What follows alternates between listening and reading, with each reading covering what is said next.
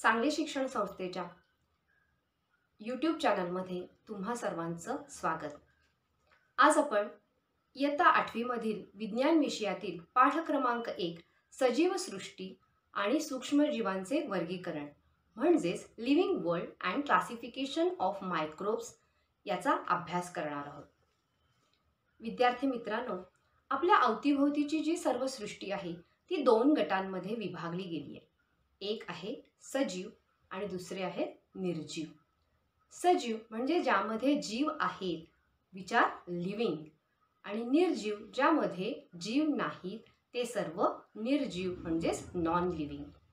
आता या सजीवांचा अभ्यास करायचा तर या सजीवांमध्ये आपल्या डोळ्यालाही न दिसणाऱ्या अति सूक्ष्म जीवांपासून ते महाकाय प्राणी, मोठमोठ्याले वृक्ष हे सर्व सजीवांमध्ये मोडतात। सजीव हे त्यांच्यामध्ये असलेल्या अन्नग्रहणाच्या पद्धती, त्यांच्या भौगोलिक परिस्थितीनुसार त्यांच्यामध्ये अनुकूलन म्हणजेच ॲडॅप्टेशन घडून आलेलं आहे आणि या अनुकूलामध्ये किंवा ॲडॅप्टेशनमुळे त्यांच्यामध्ये आपल्याला बदल झालेले जाणून येतात। मग या सजीवांचा अभ्यास करण्यासाठी त्यांचं वर्गीकरण होणं आवश्यक आहे आणि या वर्गीकरणासाठी आपण त्यांचा वर्गीकरणाचा इतिहास पाहूया। प्रथम 1735 मध्ये कार्ल लिनियस यांनी या सजीवांचं 2 सृष्टींमध्ये विभागणी केली। एक वनस्पती आणि दुसरं ॲनिमल्स म्हणजेच प्राणी। 2 किंगडम म्हणजे 2 सृष्टींमध्ये विभागणी केली। एक होतं वनस्पती आणि दुसरी होते प्राणी म्हणजेच व्हेजिटेबलिया अँड ॲनिमेलिया। त्यानंतर 1866 मध्ये हेकल यांनी या सजीव सृष्टीला 3 सृष्टींमध्ये विभागणी केली। एक होतं प्रोटिस्टा, दुसरं वनस्पती आणि तिसरं होतं प्राणी। त्यानंतर 1925 साली चॅटन यांनी या सजीव सृष्टींना फक्त 2 गटांमध्ये विभागणी केली। एक गट होता आदिकेंद्रिकी आणि दुसरा होता दृश्यकेंद्रिकी म्हणजेच प्रोकॅरोटिक आणि यूकॅरोटिक। आता प्रोकॅरोटिक किंवा आदिकेंद्रिकी म्हणजे काय? जर ज्या पेशींमध्ये पेशी अंगके नसतात, ज्यांचं केंद्रक आपल्याला ठळकपणे दिसत नाहीत, हे सर्व येतात आदिकेंद्रिकी म्हणजेच प्रोकॅरोटिक। आणि यूकॅरोटिक दृश्यकेंद्रिकी म्हणजे ज्या पेशींमध्ये पेशी अंगकेंना आवरण असते म्हणजेच त्यांचं केंद्रक आपल्याला ठळकपणे दिसून येतं, ते सगळे येतात दृश्यकेंद्रिकी म्हणजेच यूकॅरोटिक सेल्समध्ये। त्यानंतर 1938 मध्ये कोपलँड यांनी या सजीवांना 4 सृष्टींमध्ये विभागणी केली। ते 4 सृष्टी होती मोनेरा, प्रोटिस्टा, वनस्पती आणि प्राणी। त्यानंतर 1969 साली American ecologist Robert Harding Whittaker यांनी या सजीवांचं 5 गटांमध्ये विभागणी केली आणि ह्या विभागणीसाठी त्यांनी काही निकषांचा आधार घेतला। ते निकष कोणते होते ते आपण पुढे पाहूया। विटाकर यांनी वर्गीकरणासाठी विचारात घेतलेले निकष पाहूया। पहिला निकष आहे पेशीची जटिलता म्हणजेच कॉम्प्लेक्सिटी ऑफ सेल स्ट्रक्चर। यामध्ये सजीव आदिकेंद्रिकी व दृश्यकेंद्रिकी यामध्ये मोडतात। 2 सजीवांचा प्रकार किंवा सजीवांची जटिलता म्हणजेच कॉम्प्लेक्सिटी ऑफ ऑर्गॅनिझम्स। यामध्ये पेशी एकपेशीय किंवा बहुपेशीय म्हणजेच युनिसेल्युलर और मल्टीसेल्युलर ऑर्गॅनिझम्स यामध्ये मोडतात। तिसरा निकष आहे पोषणाचा प्रकार म्हणजेच मोड ऑफ न्यूट्रिशन। यामध्ये सर्व वनस्पती ज्या आहेत यांच्यामध्ये हरित लवके असतात, त्यामुळे त्या प्रकाश संश्लेषणाद्वारे स्वतःचं अन्न स्वतःच तयार करतात म्हणजेच वनस्पती ह्या स्वयंपोषी असतात। All the plants they have chlorophyll in them and by the process of photosynthesis they produce their own food, so all the plants are autotrophs. त्यानंतर आहेत कवके म्हणजेच फंगाय, ज्या परोपजीवी अथवा परपोषी किंवा मृतोपजीवी असं म्हणतात. कारण या डेड ॲनिमल्स प्लांट्स आणि ॲनिमल्सच्या डेड बॉडीवरती त्या जगतात, म्हणून त्यांना म्हणतात मृतोपजीवी. Those R सॅप्रोफाइट्स. त्यानंतर आहे प्राणी, ॲनिमल्स जे स्वतःचं अन्न तयार करू शकत नाहीत, ते आहेत परपोषी. Those are heterotrophs. त्यानंतर आहे सजीवांच्या जीवनपद्धती, दॅट इज लाईफस्टाईल. मग सर्व जे वनस्पती आहेत ते आहेत उत्पादक, प्राणी जे आहेत ते आहेत भक्षक, आणि कवके जी आहेत ती आहेत विघटक. So all the plants are producers, consumers are the animals, and decomposers are the fungi. So according to their lifestyles, the living organisms are distributed as producers, consumers and decomposers.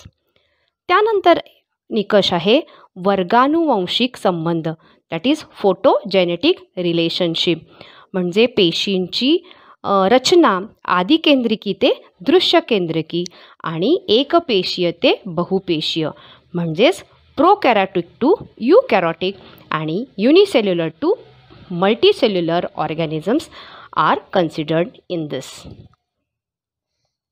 आता आपण पाहूया पंचसृष्टी वर्गीकरण पद्धती, that is 5 kingdom system of classification. Here all the living organisms are classified as prokaryotic and eukaryotic. म्हणजे सगळे सजीव हे आदिकेंद्रकी आणि दृश्यकेंद्रकीमध्ये विभागले गेलेत. आता आदिकेंद्रकीमध्ये येतात सगळे एकपेशीय प्राणी, म्हणजेच एकपेशीय युनिसेल्युलर ऑर्गॅनिझम्स. यामध्ये येते सृष्टी 1 किंगडम 1 दॅट इज मोनेरा. त्यानंतर यूकॅरोटिक्स जे आहेत, दृश्यकेंद्रकी जे आहेत, यांच्यामध्ये परत 2 विभागणी आहे. एक आहे एकपेशीय आणि दुसरा आहे बहुपेशीय. या यूकॅरोटिकमधल्या एकपेशीयमध्ये किंगडम 2 दॅट इज प्रोटिस्टा, आणि मल्टीसेल्युलर बहुपेशीयमध्ये परत 3 सृष्टी येतात, kingdom 3, 4 and 5. Kingdom 3 consist of all fungi, that is ज्याला आपण मराठीत कवके असे म्हणतो. आता ह्या फंगायचं the cell wall is present but organisms cannot perform photosynthesis.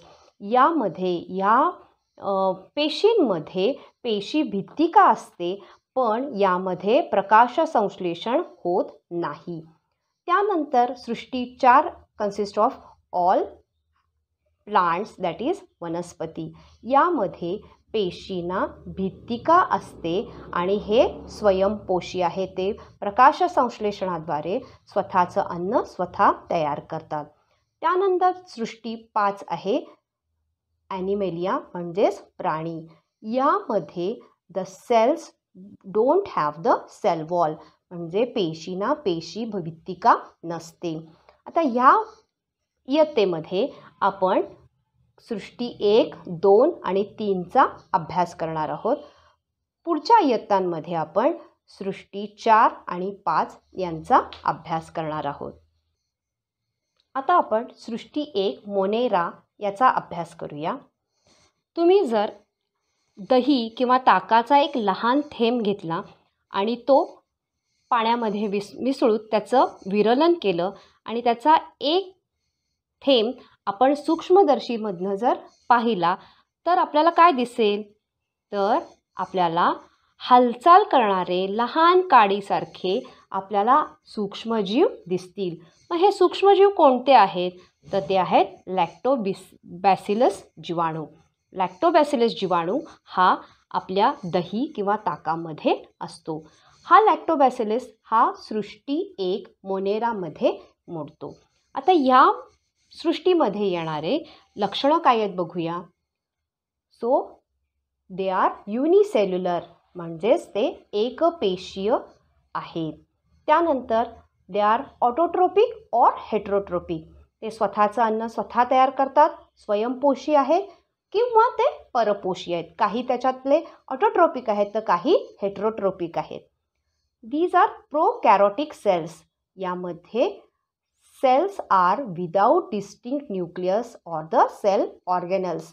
मगाशी सांगितल्याप्रमाणे ह्या पेशींमध्ये, या पेशी अंगकेना मेम्ब्रेन नसतं, पटल नसतं, त्यामुळे आपल्याला हे सेल ऑर्गेनल्स दिसत नाहीत. यांचं केंद्रकसुद्धा आपल्याला ठळक दिसत नाही. सो दीज आर प्रोकॅरोटिक म्हणजे आदी केंद्रकी आहेत. आता यांचं उदाहरण घेतलं तर सगळे जे बॅक्टेरियाज आहेत, जीवाणू आहेत, त्याचबरोबर ब्ल्यू ग्रीन अल्गी जे आहे, नील हरित शैवाली, हे सर्व या सृष्टी एकमध्ये मोडतात.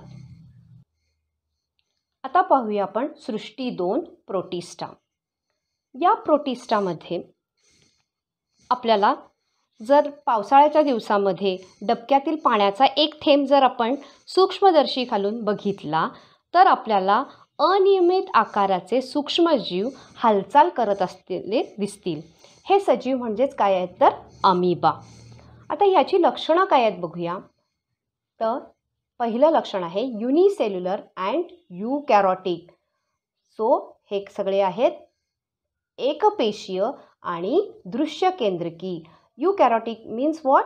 The cell wall, the well defined nucleus enclosed in a nuclear membrane. यामध्ये येणाऱ्या पेशींच्या केंद्रकांना आवरण असतं आणि हे केंद्रक आपल्याला ठळकपणे दिसून येतं. So unicellular and eukaryotic that is एकपेशीय आणि दृश्य केंद्रकी आहेत. आता या प्रोटिस्टा सृष्टीमध्ये येणारे जे ऑर्गॅनिझम्स आहेत, सजीव आहेत, यांच्या हालचाली लोकोमोशनसाठी काही विशेष असे त्यांच्याकडे ऑर्गन्स आहेत. That is pseudopodia that and hair like cilia. म्हणजेच यांच्यामध्ये हालचालीसाठी छद्मपाद आणि रोमके असतात. आपण जर अमिबाला बघितलं सूक्ष्मदर्शीमधनं तर त्याला आपल्याला सुडोपोडिया म्हणजे पायासारखे पण पाय नव्हेत असे काही अवयव दिसतात. त्या अवयवांचा उपयोग करून अमिबा हालचाल करतात. तसेच हे पॅरामेशियम जर बघितलं आपण तर पॅरामेशियमच्या भोवतालनी आपल्याला बारीक केसांसारखा दिसेल. That itself is what? Cilia म्हणजेच रोमके. आणि या रोमकांचा उपयोग करून पॅरामेशियम हालचाल करतात. आता ह्या प्रोटिस्टामध्ये येणारे ऑर्गॅनिझम्स हे ऑटोट्रोप्स आहेत किंवा हेटेरोट्रोप्स आहेत. मग ऑटोट्रोप्स म्हणजे स्वयंपोषी असणारे युग्लिना आणि वॉल्वॉक्स हे दोन्ही ऑटोट्रोप्स आहेत, स्वयंपोषी आहेत. आणि पॅरामेशियम आणि अमिबा हे दोन्ही परपोषी म्हणजेच हेटेरोट्रोप्स आहेत. आता आपण पाहूया सृष्टी 3 कवके म्हणजेच किंगडम 3 फंगाय. आपण जर भाकरीचा किंवा पावाचा तुकडा ओलसर करून एका डबीत झाकण लावून ठेवला आणि 2-3 दिवसानंतर ती डबी उघडून पाहिली तर आपल्याला काय दिसेल तर त्या भाकरीच्या किंवा पावाच्या तुकड्यावर कापसासारखे पांढरे तंतू आलेले आपल्याला दिसून येतील.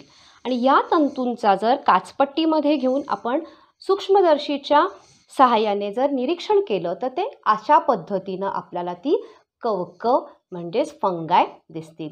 आता ह्याची लक्षणं काय आहेत बघा. तर हे आहेत यूकॅरोटिक म्हणजेच दृश्य केंद्रकी, हेटेरोट्रोपिक ते स्वतःचं अन्न तयार करू शकत नाहीत, ते परपोषी आहेत. मोस्ट आर सॅप्रोफाइट्स, ह्यातील बहुतांशी सगळे मृतोपजीवी आहेत. The cell wall is made up of sugar that is the chitin. यांची पेशीभित्तिका जी आहे ती जटिल अशा शर्करेने बनलेली आहे, ज्या जटिल शर्करेचं नाव आहे कायटिन. याचा fungi structure is thread like with many nuclei present in the cytoplasm. ही जी कवकं आहेत ही सगळी तंतुरूपी आहेत आणि यांच्या पेशीद्रवांमध्ये अनेक केंद्रके असतात. त्यानंतर याची उदाहरणं आहेत बेकर्स ईस्ट, जे आपण बेकरीमध्ये वापरलं जातं. हे बेकर्स ईस्ट, ॲस्पॅर्जिल्स, भूछत्रे म्हणजेच मशरूम, हे सगळी या किंगडम 3 फंगायमध्ये येतात. यानंतर आपण सूक्ष्मजीवांचे वर्गीकरण म्हणजेच क्लासिफिकेशन ऑफ मायक्रोब्स बघूया.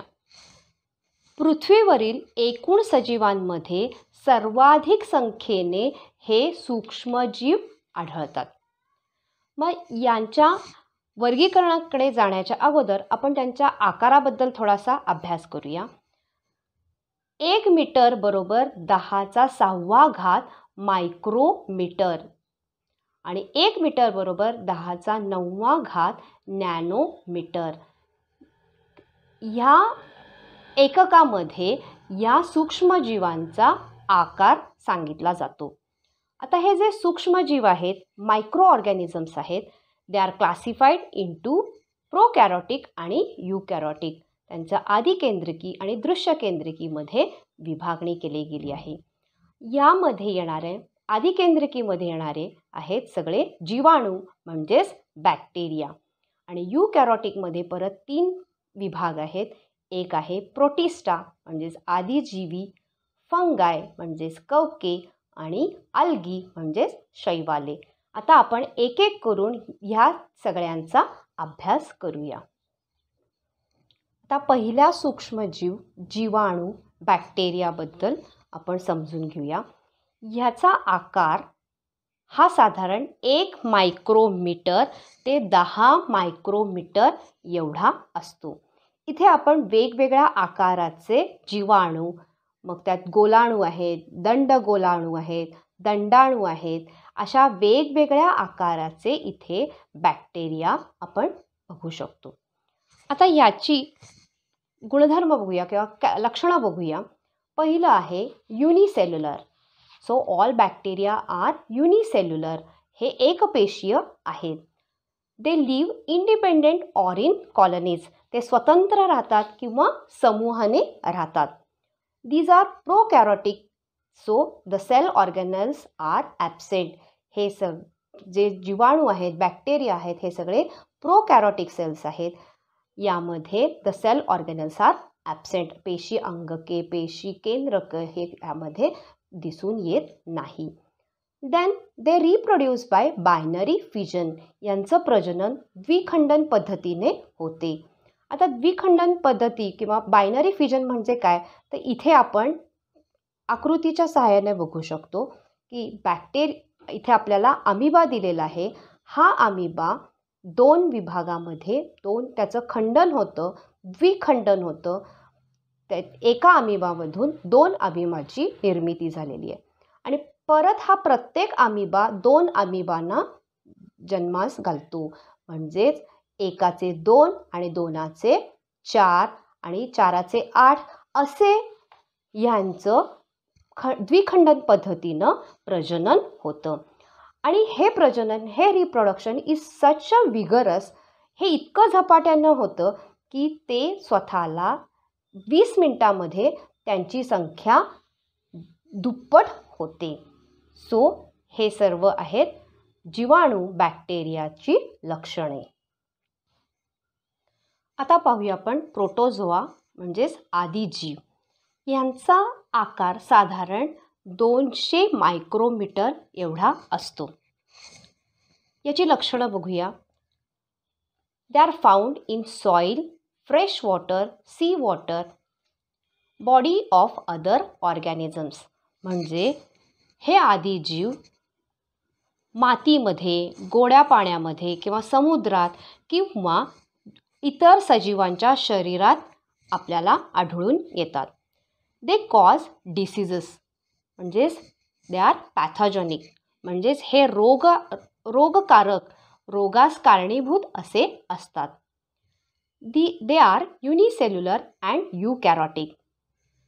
आता यांच्यामध्ये वी कॅन फाइंड व्हेरिएशन म्हणजे विविधता आपल्याला आढळून येते. So variation is seen in the cell structure, locomotion organ and mode of nutrition. म्हणजेच यांच्या पेशी रचनांमध्ये, हालचालींच्या अवयवांमध्ये, पोषण पद्धतींमध्ये आपल्याला विविधता, व्हेरिएशन पाहायला मिळते. त्यानंतर ह्यांचं रिप्रोडक्शन, प्रजनन हे सिंपल बायनरी सेल डिव्हिजननी होतं. मगाशी आपण अमिबाचं बायनरी फिजन बघितलं त्याच पद्धतीनं यांचं प्रजनन होतं.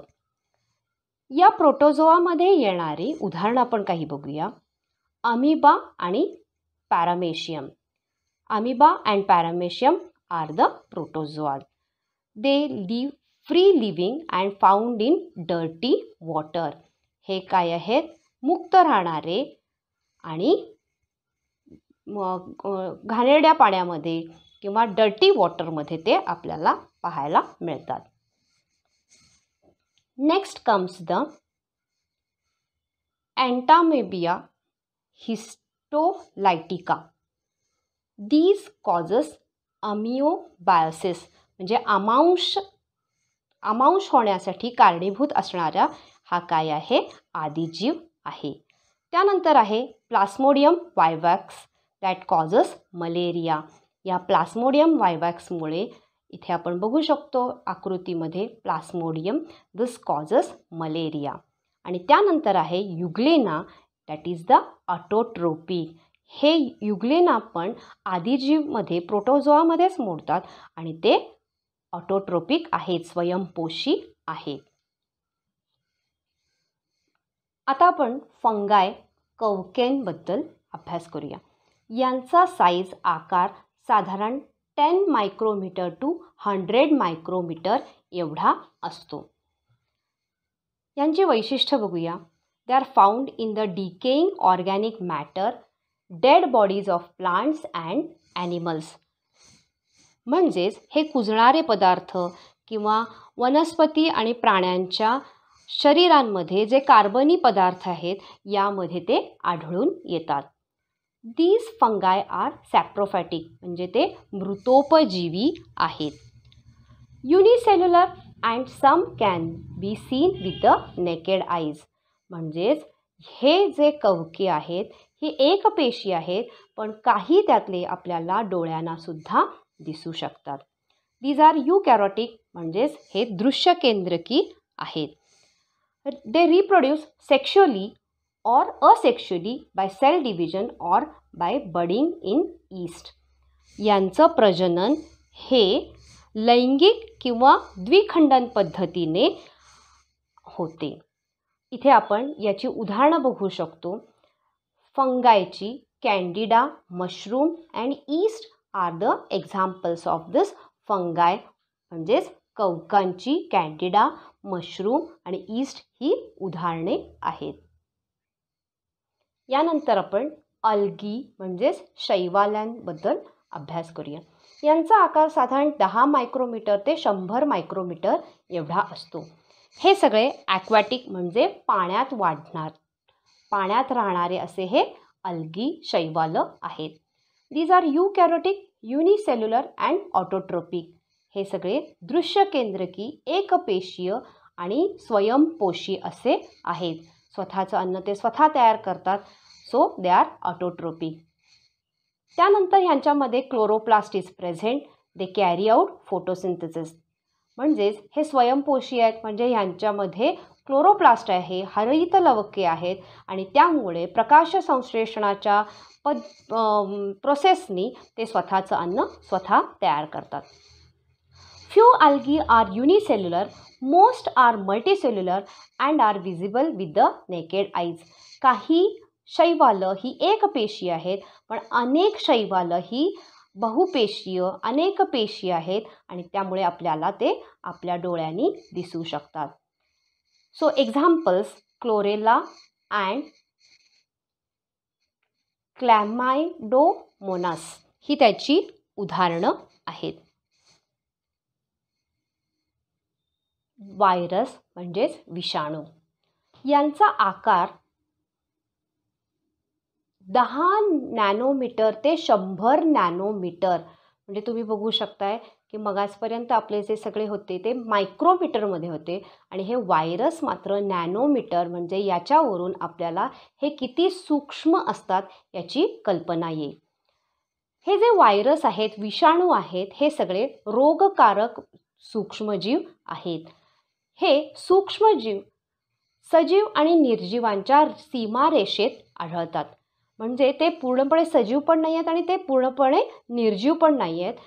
सजीव आणि निर्जीवांच्या सीमारेषेवर येतात. पण हे ज्यावेळेला सजीवांच्या शरीरात शिरतात तेव्हा मात्र ते रोगकारक बनतात. सूक्ष्मजीवशास्त्रामध्ये हे सजीव नाहीत आणि निर्जीव पण नाहीत, पण सजीवांच्या शरीरात शिरल्यावर ते मात्र तिथे सजीव बनतात आणि झपाट्यानं वाढतात. आता आपण कोरोना काळामध्ये बघतोच आहे की कोविड-19 हा जो व्हायरस आहे कोरोनाचा, तो व्यक्तीच्या शरीरामध्ये शिरल्यावर मात्र त्याची काय होते, झपाट्याने वाढ होताना आपल्याला दिसते. आता या व्हायरस विषाणूंचा आपण लक्षणं बघूया. Size is less than bacteria by 10 to 100 times and can be seen only by electron microscope. यांचा आकार जीवाणूंपेक्षा 10 ते 100 पट लहान असल्यामुळे यांच्या ऑब्झर्वेशनसाठी हे आपल्याला इलेक्ट्रॉन सूक्ष्मदर्शीमध्येच हे दिसून येतात. They are independent parasites. हे स्वतंत्र कणाच्या रूपामध्ये आढळतात. They are long molecules made up of DNA, RNA covered by protein molecules. यांच्यामध्ये हे जे कण आहेत हे DNA आणि RNA यापासून बनलेले लांब लचक असे रेणू आहेत आणि ज्याला प्रथिनांचं प्रोटीनचं आवरण आहे. Virus survives in living cells of plants and animals. मग अशी आपण बघितलंच ते हे जे विषाणू आहेत हे फक्त सजीवांमध्ये, मग ते ॲनिमल्स असतील किंवा प्लांट्स असतील यांच्या पेशींमध्ये शिरल्यावरच ते काय होतात, जिवंत राहतात, ते सर्वाईव्ह होतात. They produce proteins with the help of the host cell and create numerous replica. Then they destroy the host cell and become free. हे ज्या वेळेला यजमान पेशींमध्ये शिरतात आणि स्वतःच्या प्रोटीन तयार करतात आणि स्वतःच्या प्रोटीन तयार करून स्वतःच्याच अशा अनेक रेप्लिका, आपल्यासारख्याच अनेक प्रतिकृती निर्माण करतात. तर ह्याची काही उदाहरणं बघूया आपण. ह्युमनमध्ये, मानवामध्ये कोविड-19 जो कोरोना हा रोग उद्भवतो. याच्यामुळे कोविड-19मुळे कोरोना हा रोग उद्भवतो. त्यानंतर पोलिओ व्हायरस. दिस पोलिओ व्हायरस कॉजेस पोलिओ. या पोलिओ व्हायरसमुळे पोलिओ होतो. इन्फ्लुएन्झामुळे फ्लू होतो. HIV व्हायरसमुळे एड्स होतो. त्यानंतर गुरांमध्ये, कॅटलमध्ये पायकोर्ना व्हायरस जो आहे हा गुरांमध्ये रोगकारक असा तो विषाणू आहे. प्लांट्समध्ये टोमॅटो विल्ट व्हायरस. सो इथे आपण बघू शकतोय this tomato wilt virus is causes disease in the plants. त्याचप्रमाणे टोबॅको मोझॅक व्हायरस हा पण आपल्याला वनस्पतींमध्ये आढळून येणारा विषाणू आहे. Bacteria, that is bacteriophage virus attacks bacteria. म्हणजे जीवाणू